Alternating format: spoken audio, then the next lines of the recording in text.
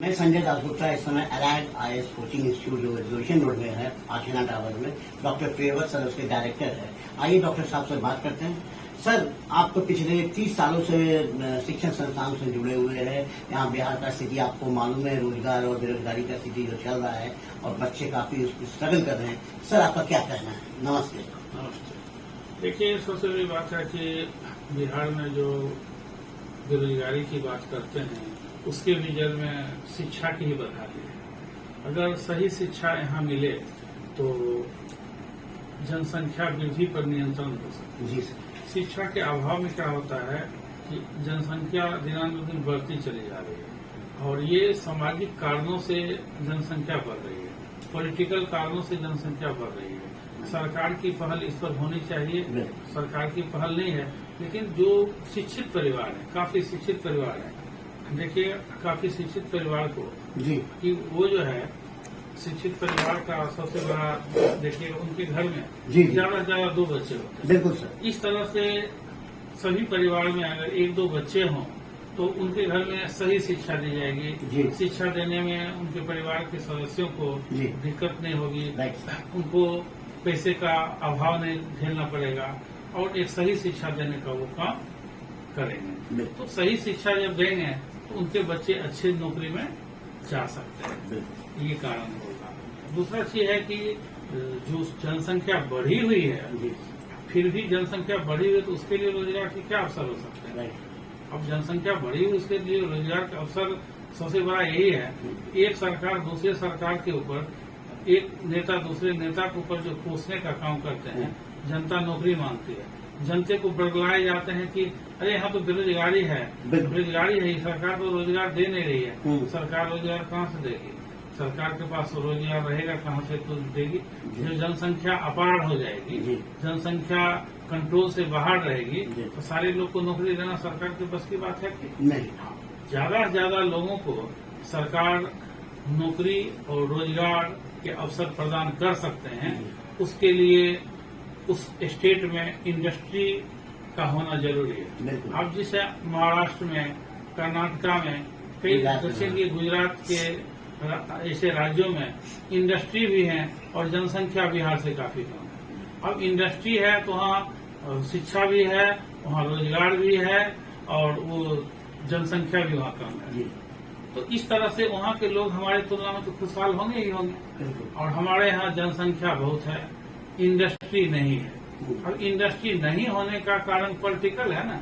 अभी का आप एग्जाम्पल लीजिए, आप बोले कि 30 साल का शिक्षा से जुड़े हुए हैं। जी सर। हम लोग जोड़ते हैं 30 साल से जो भी सरकार रही है बिहार में, ये 30 साल से जो भी सरकार रही है, ये सरकार शिक्षा पर तो बल उतना दी नहीं और साथ में रोजगार के लिए तो कुछ नहीं किया। रोजगार के लिए क्या कर सकती है सरकार? सरकार के पास अपना कोई विजन नहीं है। सरकार खुद पढ़ी लिखी लोग सरकार बन नहीं रहे हैं। पढ़े लिखे लोग सरकार में रहेंगे, उनका विजन सही रहेगा तभी तो जाकर के वो सही शिक्षा देंगे और इंडस्ट्री से रिलेटेड बात करेंगे।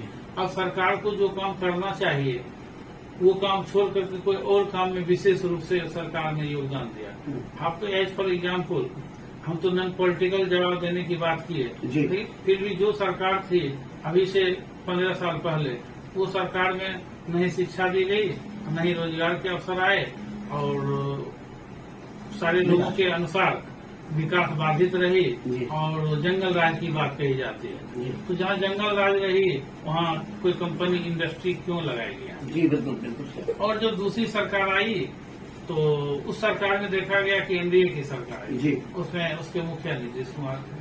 अब नीतीश कुमार के बारे में लोग सोचे पढ़े लिखे हैं, इंजीनियर हैं, अब तो जरूर यहाँ शिक्षा का विकास होगा और रोजगार का विकास होगा। अब बताइए कि जब उनकी सरकार है, 5 साल की सरकार में क्या है कि पहले की जो कुरीति है, पहले की जो जंगल राज है, उनका कहना था कि इतना ज्यादा कचरा यहाँ है, पहले उस कचरा को साफ करें तभी तो कुछ अच्छे काम करें।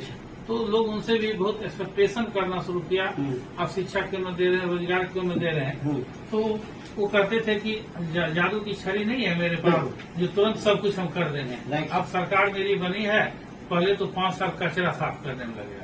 ये बात सही है, 5 साल बहुत अच्छा से कचरा भी साफ किया, 5 साल उनका गुड गवर्नेंस रहा। उसके बाद अगला 5 साल का उनका कार्यकाल था उसमें वो इंडस्ट्री का डेवलपमेंट कर सकते थे। लेकिन उसके बाद क्या हुआ, जिस सरकार के विरुद्ध वो अपनी सरकार बनाए, जिस जंगल राज के विरुद्ध उनका उदय हुआ, उनका संबंध फिर उसी से बन गया। अब उनका संबंध उससे बनने से ये हुआ कि पिछले सरकार के 15 साल के कार्यकाल में तो कोई इंडस्ट्री नहीं लगी। इंडस्ट्री इसलिए नहीं लगी कि इंडस्ट्री वाले तो बहुत घाघ होते हैं। उनको लगा कि अब जंगल राज में हम इंडस्ट्री कैसे लगाएंगे, मेरी सारी आमदनी उसी में चली जाएगी, रंगदारी टैक्स देना पड़ेगा, माहौल सही है नहीं, सरकार की कोई भी औद्योगिक नीति भी सही नहीं है, ऐसे में कहां से हम रोजगार डेवलप कर सकते हैं। तो वो आई नहीं मीटिंग, तो कई बार हुई इंडस्ट्री लोगों का, वो आश्वासन दिए कि हम आएंगे, लेकिन आए।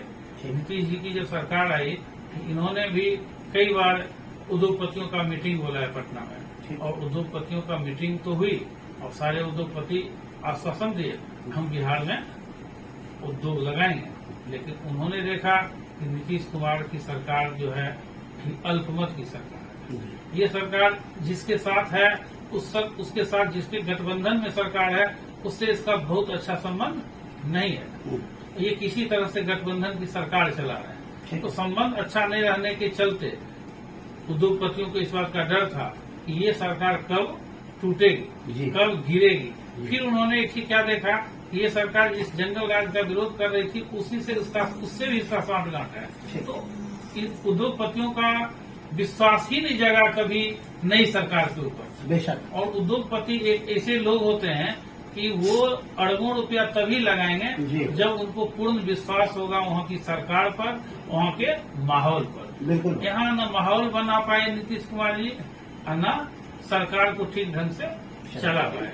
केंद्र की कुछ योजनाओं के बदौलत बिहार में विकास का काम हुआ, और सरकारी कार्य जो है उद्योग से संबंधित कोई डेवलपमेंट यहाँ नहीं हो सका। और यही कारण है कि अगर 30 साल से उद्योग का डेवलपमेंट होता तो कम से कम 50,000 रोजगार, 75,000 लोगों को रोजगार मिलती और 25,000 लोगों को उस इंडस्ट्री में नौकरी मिलती। 25 लाख लोगों जी। तो 25 लाख लोगों को अगर नौकरी मिलती और 75,000 लाख लोगों को अगर रोजगार मिल जाता तो 1 करोड़ लोगों को नौकरी और रोजगार मिलता। यहाँ 11-12 करोड़ की जनसंख्या है, 11-12 करोड़ में अगर 1 करोड़ लोग को प्राइवेट रोजगार और प्राइवेट नौकरी मिलती, बाकी को कुछ तो सरकारी नौकरी है, तो समझिए कि हर 5 आदमी पर 1 आदमी को नौकरी यहाँ मिल गई।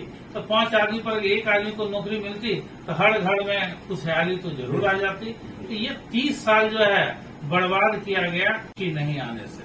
और इंडस्ट्री नहीं आने में सबसे बड़ा दोषी अगर कहा जाएगा तो नीतीश कुमार हम लोग बोलेंगे। इसलिए बोलेंगे जो पढ़े लिखे हैं, जो कर्मठ हैं, जो काम करना जानते हैं, वो गलती करेंगे तो वो गलत कहलाएंगे। और जो पढ़े लिखे नहीं हैं, जिनको सरकार चलाने नहीं आती थी, अब पिछली सरकार लालू प्रसाद की सरकार थी, उनको सरकार चलाने नहीं आती थी, जंगल राज में उनका इंटरेस्ट था, तो फिर उनका दोषारोपण तो नहीं किया जा सकता था कि वो अच्छे सरकार थे। उनको यही बोलेंगे इंडस्ट्री क्यों नहीं लाए, इंडस्ट्री वो भी नहीं लाए, आप भी नहीं लाए, आप तो उनसे सुदृढ़ सरकार थे, अच्छी सरकार। आप अगर नहीं लाए और आप अपने राजनीतिक बोटी सेकने में रह गए, ऐसे में क्या हुआ, बिहार की जनता को हानि हुई, और बिहार की जनता हानि हुई। और ये ठिकरा जो है किसी के ऊपर अगर कोई फोड़ते हैं, यहाँ रोजगार नहीं है, यहाँ बेरोजगारी है, तो रोजगार न होना, बेरोजगारी का होना का मूल कारण स्टेट है और आप है। और ये दूर करने का काम आप ना करके आप इधर उधर की बातों का काम करते हैं, इधर उधर के काम में विश्वास रखते हैं, इसीलिए यहाँ बेरोजगारी दूर नहीं हुई। और ऐसी स्थिति में बेरोजगारी फिर काफी आगे भी दूर नहीं हो सकती है। धन्यवाद।